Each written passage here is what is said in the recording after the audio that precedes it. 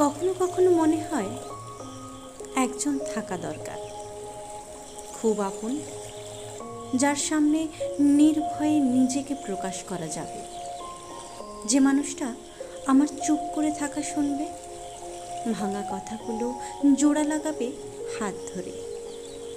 যে অভিমান বুঝবে চোখ দেখে, হেসে বলবে থাক না,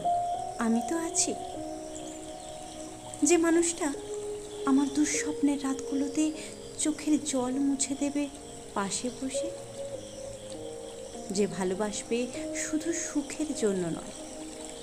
ভালোবাসবে ভাঙাচোরা আমাকেও। একজন দরকার, যার ভালোবাসায় কোনো শর্ত থাকবে না, শুধু পাশে থাকবে নিঃশর্তভাবে।